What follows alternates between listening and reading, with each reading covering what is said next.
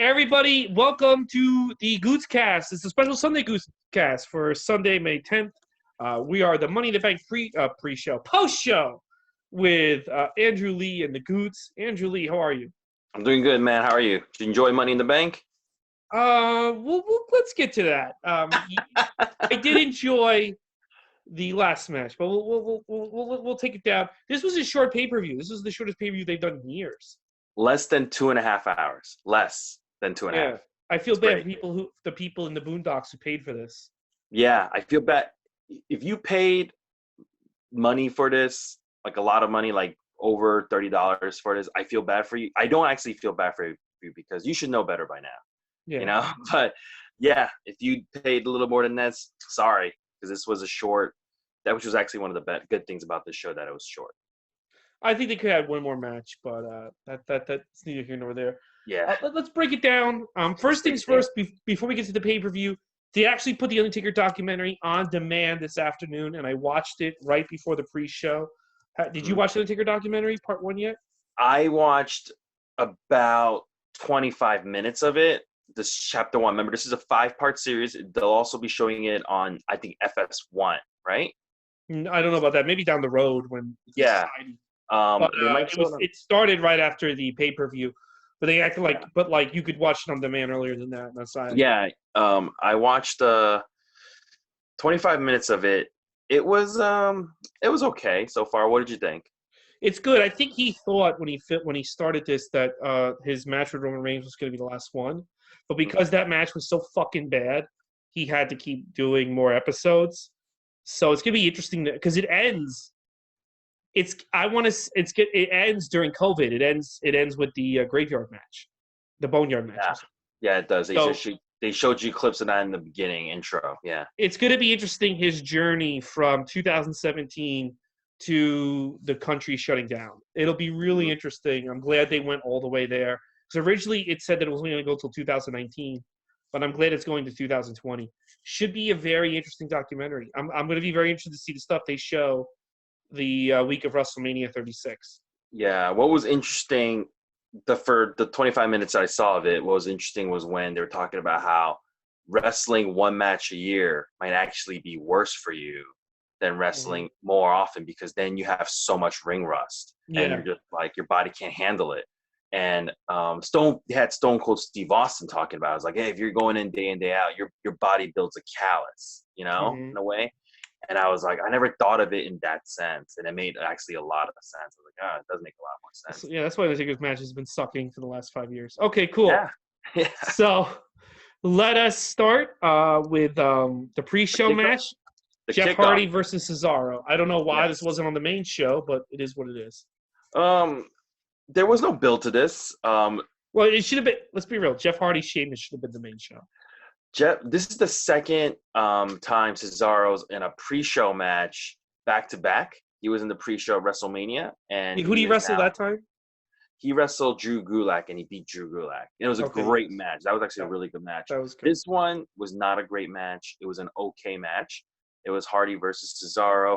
It went long, but just nothing really happens. It's not necessarily a bad match, but nothing out of the ordinary happens. Jeff Hardy wins with a Swanton Bomb. I couldn't even tell you anything else that happened in this match, but I just know it wasn't a bad match. What about you? It was fine. It wasn't, like you said, it wasn't a bad match. It was fine. That's about it. It was fine. Yeah, it wasn't bad. Yeah. Most of the pre-show was, you don't have to watch any of it. Just watch that match if you like Jeff Hardy. Watch that match, yeah. Or Cesaro if you like Cesaro. Yeah. And you want to go straight into the Money in the Bank pay-per-view? Yeah, that's all right. Coming to us live from the Performance Center, we got Michael Cole. I don't know how live it was. Starting at I don't know how live the main show was. I have a feeling they filmed it this afternoon only because of the Bray Wyatt match. Probably, but they had live in the corner, so I was just maybe like the Bray Wyatt match was taped and everything else was live. Yeah. It starts off with New Day versus Lucha House Party, Miz and Morrison, and the Forgotten Sons in a fatal 4-way for the tag team titles. This match was a fun match. Lucha House Party, man, they looked great. Grand Metalik came in with a new face mask, which lets his hair out. He usually has his hair covered, but now his hair's all out. And Corey Graves goes, I thought it was Juventud Guerrera in the ring, and I popped for that actually. That's funny. I like that. Yeah, Grand Metalik, by the way, was in this match for a lot. The whole first part of the match, he's in this. Lindsay looked great in this. He did like a drop kick moonsault. He did the West Coast pop at one point. The Lucha House Party and the Forgotten Sons, they were great because they were the hungriest in this match.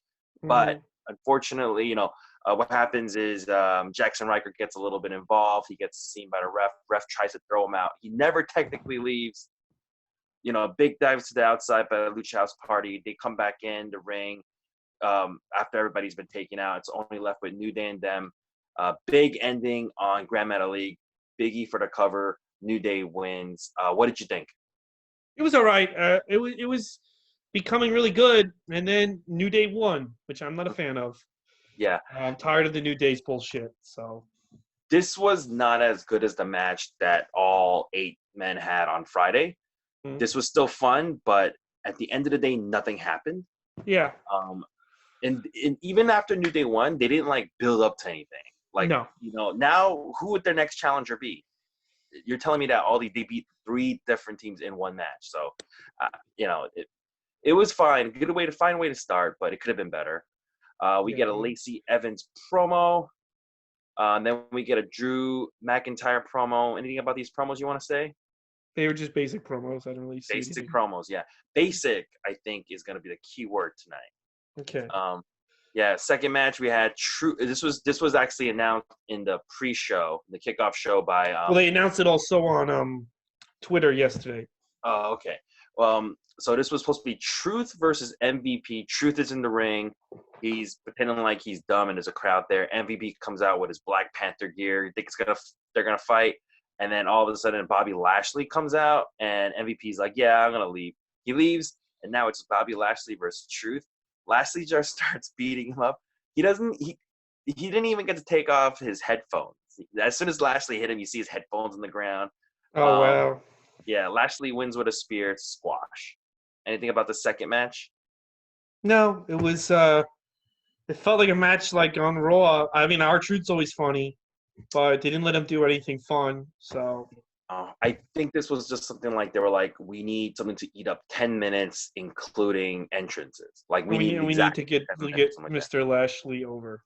Yeah, that's basically what it was. Yeah, it was what it was. It was whatever. So yeah, we have a Baron Corbin promo, and then we have a Sasha Banks Bailey backstage promo. Anything about these two? Baron Corbin's boring as fuck, and the Bailey Sasha thing was just this. They're not really moving that storyline forward, so whatever. Yeah, basic Corbin promo, basic Sasha Banks promo with Bailey. Third match, Bailey versus Tamina for the SmackDown Women's title. Just a standard match. Nothing really exciting happens. I mean, I didn't hate this match. I liked it. I liked Bailey's like, give me some water, and then she sprayed it on the.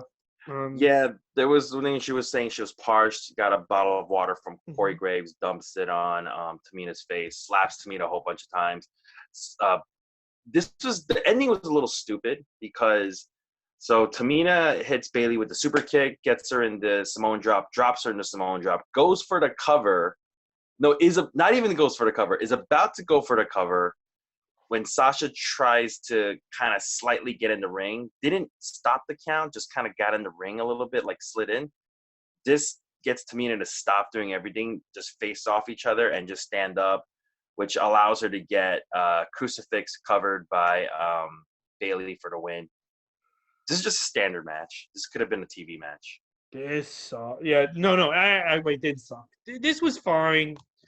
Again, nothing special. No storyline advancement, just a placeholder. If you paid money for this, I feel bad. Well, it wasn't even as long as an episode of Raw. That's the problem. Those.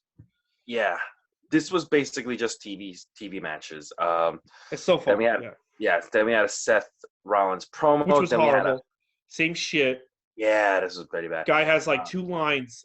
He's like the Jeff Jarrett of 2020. I'm so fucking. He's got nothing to offer. No. Did you see his interview today? With who? Where he said the Bray Wyatt feud left him dead in the water. He was made a scapegoat because the Hell in a Cell match sucked. Who did he do this interview with? Someone, I forget who. It's on Twitter. I'm sure you can look it up. You want me to see? I'll read you what he says. Hold on, let me read you what he says. Okay.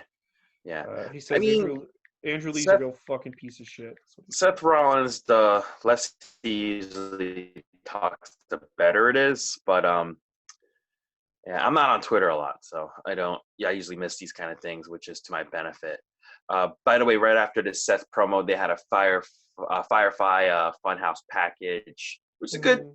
What I liked about that video package is that it always makes the match look better than it's gonna be, but it's not. Yeah, that was a good video package. I love the way it must have been so hard to cut around Rowan and Harper.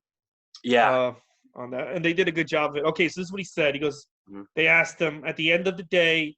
There's no real nice way to put it. I was dead in the water after Hell in a Cell, and a lot of that was nothing that I could control. Yes, it was. You got a good match. I was left out there as a bit of a scapegoat in that situation. There was nothing I could do about it. But I was the one that had to face scrutiny. And no one really cared about me at that point in time or how I was feeling or about what really went into that moment that night and everything that went along with it. No one cared about Seth Rollins and how it affected me or how involved I was in any way, shape, or form. So the writing was on the wall at that point. It was time to hunker down and make some changes. And some of those are tough lessons to learn. You know? That's what he had to say. Seth, the match was fucking atrocious. It was garbage. You never should have agreed to such a fucking horrendous match. Yeah, I guess so. You just said we gotta change this match. I can't make this work. I'm not. It's a work, brother. I have no idea. Fucking horrendous. Match. And it is your fault. Everything is your 9/11, COVID. It's all your fault, Seth Rollins. All right, you fucking stink. Okay. All right, match number 4. Right after this Firefly Funhouse package, we got Braun versus Bray for SmackDown title. So the match is happening, just basically a standard match. And the puppets come out. Yeah, there's a point where they go outside and the puppets start coming out. First it was that one, like the pig puppet. And then this is just a basic match, man. Like, he does the Braun Express, Bray does the sentons and stuff. But there's this point where Bray's in the ring and Braun's outside, and then Bray does that, like, he sticks his head out from like after the apron, and now he's wearing the black sheep mask, and it looks like they're going to like hug each other, and all the puppets come out, and they're, it's starting to get ridiculous. And then Braun basically, you're very generous. It's starting to get ridiculous. Yeah, he just gets. It ends up being like he's trying to fool Bray, but I don't know what he's trying to fool. It just, nothing. Like, it's not like he turned his back on him. He basically takes off the black sheep mask, steps on it, and then he picks up Bray for the power slam. And if you watch, it looks like he's trying to power slam him on the black sheep mask. That's what I thought. But he stepped on it, and it flew away, and then he basically missed the mask. He power slammed him. And Braun wins. This match was a little embarrassing to watch. Did you feel that way? It wasn't good. I mean, it was better than that Seth Rollins match.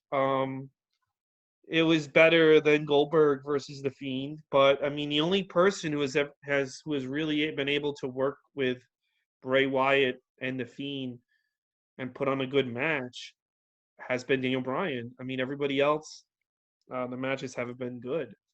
And I mean, I think you've got to do something with this gimmick, because the gimmick as it is in a regular match, why did Bray Wyatt wrestle him as Bray Wyatt? Why wasn't he just The Fiend from day one? So now, because they teased the end, he's going to become The Fiend.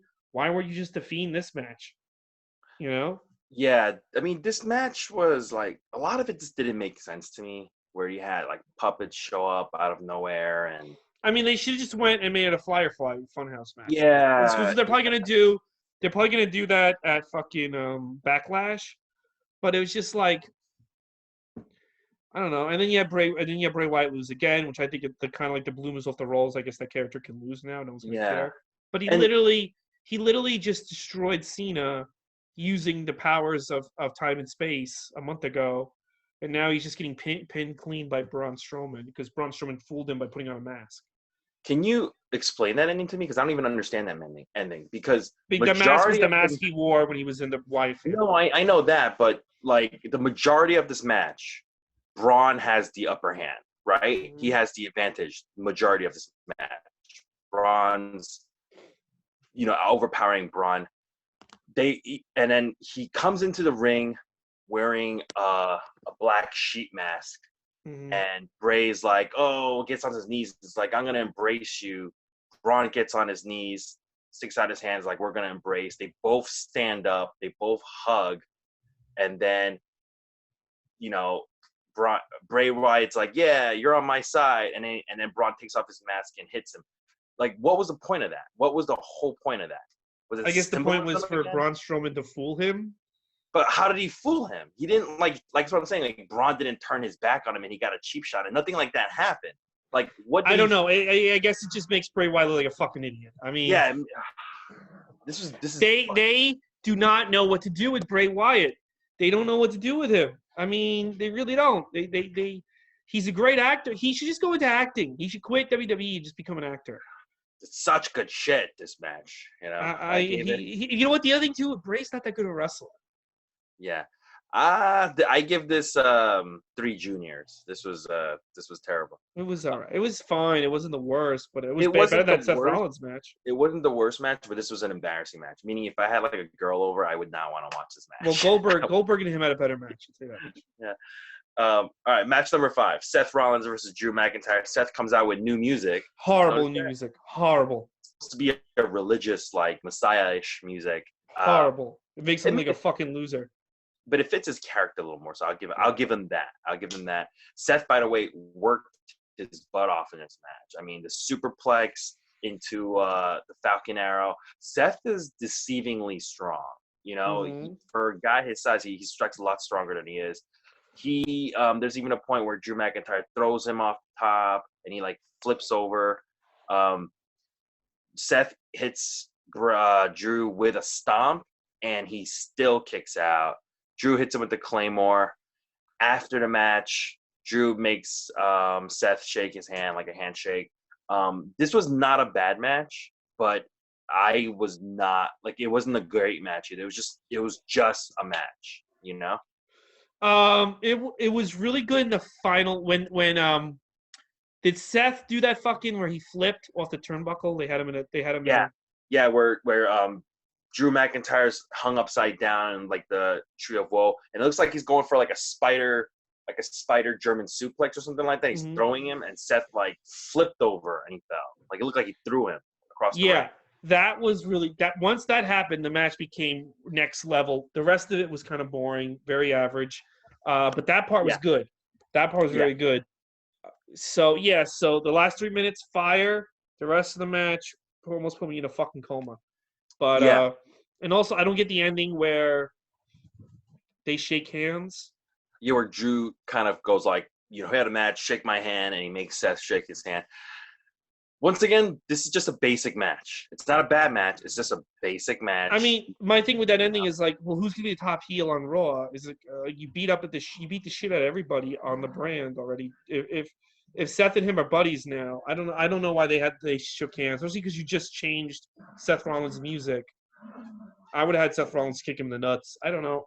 It was all right. Again, it was all right. Yes, basic. Then we had a Truth backstage promo where that was funny. Yeah, where he goes, he wants his 24 title back, and he's coming after Tom Brady. This was funny. Yeah, that was really funny. Yeah, I liked it a lot. That was good. That was good. I liked it a lot. Yes, and then right around now, 9 o'clock, around 9 p.m. is when they're starting both the Money in the Bank matches. They bring out, and then basically the women start off in the lobby, and the men are starting out in the weight room. And basically they call out all the women. They called out Lacey, Nia Jax, Carmella, Shayna, and Dana Brooke. And they're all just standing there, like looks like they're getting ready to run a race, and right in front of the elevators. While on the men's side, you had AJ Styles and Otis come out. And the difference between the men and women just weren't saying anything. The men were just talking shit the whole time. When That's great. Otis and AJ were the first two, AJ was like, "You're a lucky guy, you know that?" Like, like telling Otis like he's a lucky guy to even be here and stuff.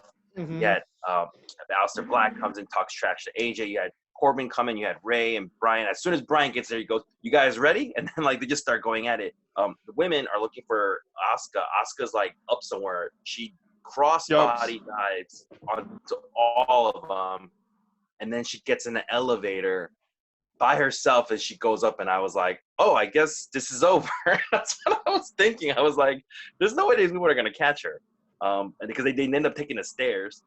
Well, the men start fighting in the weight room, and there's a moment where Baron Corbin throws a weight into the mirror, and he cracks the mirror, and then they show his face when he's like in shock, and he pauses for a few seconds, which is like an omen to what's going to happen, because I'm smashing a mirror is like a sign of bad luck. I think it was like Vince is going to get really mad at me that I broke this mirror.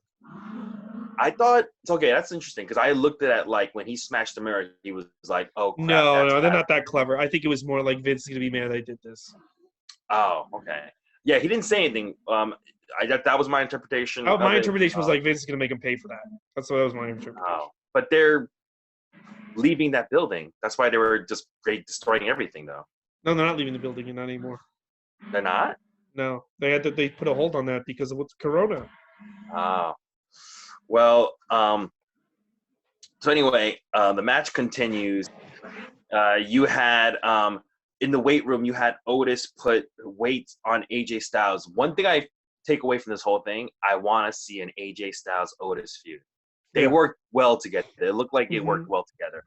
He puts weights on AJ. AJ can't get it out. Everybody runs out to try to they got to get to the Money in the Bank. AJ calls out for Ray. Ray looks at him, just goes. Ray's the last one leaving, and as he's leaving, he runs by the bathroom and he sees Brother Love come out of the bathroom, which is the first of the three or four cameos we're gonna have. Then we had they go fight in this another floor where they're waiting for the elevators. The women get to that floor too. This is where the first time men and women are actually interacting together. They're all both in one waiting area. The elevators open and Asuka's there now. And, there's a lot of, everybody starts fighting and everybody starts running away. This is where you see Doink the Clown, but it's not even really Doink. It's a guy in a Doink mask, really. Yeah, that was kind of lame. I like Brother Love. You saw Brother Love? Yeah. Ray ran into him in the bathroom. And then they had AJ Styles walks into a room with a coffin in it, like it's an Undertaker room, I guess. This is just random stuff. Like, I thought it was really funny. I thought it was great. This was like the highlight of the night easily. This was easily the highlight of the night, but there was a lot of campiness, a lot of bad acting, but in a lot of things that don't make any sense. But that's okay. This is just supposed to be funny, because the whole purpose of this is what? You're supposed to try to get the Money in the Bank ladder. You're supposed to get the Money in the Bank briefcase. AJ Styles, when he finally gets the weight off of him, he's looking for Rey Mysterio, which made no sense to me. Yeah. And he's like walking around, going like checking every door, like, Ray, where are you? Come out. And he gets to the Undertaker room, and he gets like scared, turns around. Aleister Black kicks him and locks him in the room. But why is Aleister Black still on that first floor? He should be going up. But whatever. Yeah. Then you had they get into the women get into a conference room, and Dana Brooke gets the upper hand on everybody. She sees a Money in the Bank briefcase filled with money at the hanging from the ceiling. She gets onto the conference table, pulls it down like she won. Then they show Stephanie McMahon going like, this is just the Money in the Bank conference room. Which makes no sense. Why do you have a conference room for just Money in the Bank? Yeah, it just made no sense. I just wanted to show a Stephanie McMahon. Also, you could tell that like they weren't there at the same time. The shots, They're just just face shots, And then they show Paul Heyman sitting in front of a nice spread. He picks up a strawberry. He's like, I don't want a strawberry. I don't want this salad. I want this hoagie. picks up one of the sub sandwiches. All the women run in, and they're facing off, and he's just like, excuse me, he's trying to get him to stop. And by far MVP of the entire night, Otis, he starts like, actually, Dana Brooke comes in and hits Paul Heyman. That somehow causes a chain reaction where Otis gets his fits, where he ends up picking up a platter of food and he just throws it in Paul Heyman's face. Paul Heyman's got little speckles of rice stuck all over his face. I'm dying. That's just the funniest thing I've seen so far tonight. And he screams, "Food fight!" Everybody starts throwing food. Everyone starts fighting. This was probably the best moment of the night. This whole scene, where you had Shayna Baszler choking out Rey Mysterio. This is the most. You know how like a lot of promotion, like WWE said they'll never do intergender wrestling. Yeah, it was good that they did it like this. Yeah. Yeah. This is the closest you'll ever get to them doing intergender wrestling, where you had Shayna Baszler choking out Rey Mysterio, and as soon as she lets him go, Nia Jax and Otis basically sandwich squash Rey. I love that. And you even had Nia Jax and Otis facing off, and then that was good. Then everybody runs off again. Otis somehow makes his way into like a cafeteria area.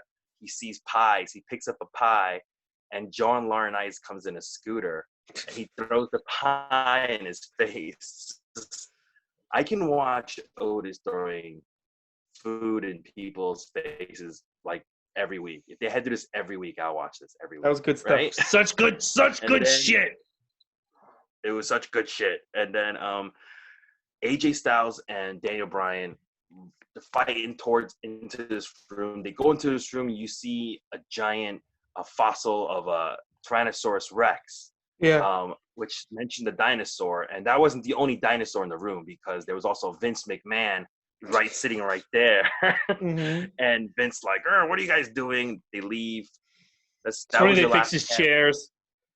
Yeah, they fix the chairs and they leave. Pointless. Vince still looked really fucking bad. And then basically, finally, Corbin goes, I have to get to the roof. And then the first person at the roof is Nia Jax. She sets up the ladder. And then Asuka and Lacey come in, and they have a little thing where they're setting up ladders, knocking each other off. And at this point, I'm thinking like, when are the other ladies gonna run in? Yeah, where did they go? Yeah, what did they all take a bathroom break? Dude, we were talking about how Shayna Baszler, you and I, we picked her to be the winner of the Money in the Bank. She wasn't even one of the three that even made it to the roof. I know. You know that? It was Nia Jax, Asuka, and Lacey Evans. Asuka climbs up. She knocks, Nia and Lacey off, and she's up there by herself. And all of a sudden, Baron Corbin runs in, climbs the other side of the ladder, and he's trying to stop Asuka from getting her briefcase, which makes absolutely no sense. Why would you have Asuka why would you not have Asuka work with you so you both get your briefcases? Why would you be like, no, Asuka, don't? Asuka knocks Corbin down, and she wins the women's Money in the Bank ladder. She is the briefcase holder, which I think I wasn't upset with this choice. I thought it was great. It was great, yes. And then now it's the men's turn. Otis comes in next. Otis and Corbin go at it. Rey Mysterio comes in. Aleister Black comes in. There's a moment where it looks like Baron Corbin throws Aleister Black off the roof. Right? It looks like that. Corbin he does it to Rey Mysterio too. Yeah, Corbin climbs up the ladder with AJ Styles. They're both on each side, and they're both got a hand on the briefcase. Elias, this is the final guest appearance, comes, smashes the guitar on Corbin. AJ Styles fumbles the briefcase. It falls. Otis catches it. Otis is the winner of the men's Money in the Bank. So there you are. There you have it. The Money in the Bank winners, Asuka and Otis. What did you think about? I'm guessing you love this, right? I loved it. I loved the whole thing. I loved it, especially while you were giving a recap, I checked this fucking little smarky smark that I follow on Instagram. It's a real internet nerd, wrestling nerd. And he was pissed that Otis won. Good. Fuck all you fucking wrestling nerds. I'm glad Otis won. I think Otis is so funny. He's really proving himself. Every week he gets better and better. I'm glad he won. Fuck it, they need new faces in the title scene. So This is entertainment company. yeah, Vince and says it all the time. Asuka has been entertaining, and I'm glad she won. And not only is she entertaining, but you put her in the ring with Becky or Charlotte, she's going to deliver, or Bailey for that matter. They had the two most entertaining people win it. Yeah, Otis has been the most entertaining. He needs it. And this is the only way he would have been able to win it because they've established that he can't climb a ladder. He keeps rugs. It's the only way to do it. So I was okay with it. And then I think you could do a good feud with Otis and the Fiend. I mean, that'd be kind of interesting. So I don't know. I just feel like it's good. The internet nerds hated it. I guess what do you? I know what they wanted. They wanted fucking Aleister Black or Daniel Bryan to win it, but it's no. I think it's great that Otis won. Oh, Aleister Black is having okay matches on Raw, but he's not consistently. Otis makes me laugh. He's funny. Yeah. What do you? I had no problems with this Money in the Bank thing. I thought it was great. First started, I was like, "Dear Lord!" It started at 9:00. I was like, "Dear Lord, don't let this be an entire hour." I thought they were gonna make this go an hour and a half. Yeah, me too. I was like, "Dear Lord, I don't know if I could watch an hour of this." It was less than 30 minutes. It was entertaining. If you're looking for amazing wrestling, this is not the pay-per-view. But this is not the right time for that. Yeah, this is not the right time for it. It's funny. It is what it is basically the best way to put it. Yeah, and I think they have to keep doing matches like this on pay-per-view just to make it interesting. I mean, I can't watch 3 hours of just pure matches with no commercial breaks, no anything. I mean, I hate the commercials on Raw. Don't get me wrong. We're gonna, it's pizza telling me we're gonna get through this together. We're here for you and your family during COVID. I hate those, but I just pay-per-views when it's just straight matches and there's no video there's no fun angles or backstage. It gets dull and these guys aren't good enough. I mean, you're putting fucking Bray Wyatt and Braun Strowman and Tamina and Bailey and Bobby Lashley and R-Truth. Those are your single matches. It's not interesting enough to maintain my intent. I fell asleep during Braun Strowman's match. I did. Yeah, if you ask me, if I was in charge of this, what I would have done would have been make this a network special. Just say it's a network special. I would have cut a lot of things out, just made this as short as I could make it. Make it 2 hours. I think they have to because the cable companies want pay-per-views. They have to clip pay-per-view. Yeah, I guess, but yeah, I would have tried to just make. I mean, I think Backlash. I think Extreme Rules should be nothing but cinematic matches because it's Extreme Rules. So go crazy. I just think WrestleMania was good because they had a lot of you had Daniel Bryan, you had that ladder match, but Braun Strowman and Bray Wyatt going that long was a mistake. And yeah, Seth Rollins is boring. I mean, he's a great worker, but he doesn't really add anything. I would not recommend this pay-per-view. I recommend just watching the last match. Just the last match is what I would recommend. I would say all the other matches are just, you don't have to go, you're not missing anything. Nothing else happened. No titles were changed. Nothing happened. No storylines were advanced. Nothing happened. But the last thing is just worth it's entertaining to watch. Entertaining as hell. I loved it. They've got to keep thinking outside the box because these pay-per-views really make you. I can kind of excuse it on Raw and SmackDown, but these pay-per-views really beat you over the head that you're an empty arena. Yeah, and it's not pleasant. So they got to keep doing these stupid. I love them. I love them. So far, they're 3 for 3. I say go crazy, and I think they should just go for fucking broke. These things don't need to be live too. And if there's no audience, for example, if you want to make the July and August pay-per-views on a beach, like Hogan's Beach, why does it have to be live? Do crazy stuff around the beach and in the water. Yeah, you don't have to make anything live. It doesn't be live. There's no point in it. Fucking have fun with it. This was better than it's pre-taped. Yeah. All right. You're all right.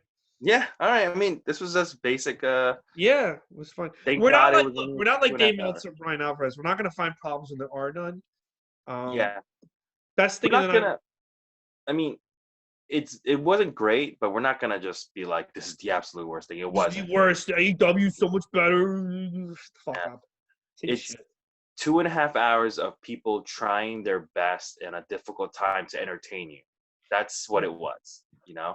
So, Hey, and speaking of people in a difficult time trying to entertain you, tomorrow night at 7, I'm gonna have my first Zoom show. My link is on my Instagram at Ray Gootz. nice. And you can, you know what? I think I'll put the link in the description. Maybe, I don't know, of this fucking stupid video. And you can also, 7 o'clock. It's gonna be over before 8, so I can watch Raw. So we can give you the Raw post show tomorrow night. Yeah, Raw post show definitely. Hey. I wonder what's gonna happen. Well, Becky Lynch supposedly is gonna confront Asuka. So I am. That's right, because she's confronting the winner. I'm all for another match between those two. I'm all for Asuka winning another match between those two. That's possible. That's always a possibility. Well, I hope it's not. It's not a prediction. It's a spoiler. I hope Asuka wins. Yeah. All right, guys. So tomorrow night we'll be back with the Raw review. Tuesday night, our first ever Impact AEW Dark review. Yes. I'm loving it. So we will see you tomorrow. Thank you, Andrew Lee. Yeah. Thank you, man. Bye, everybody.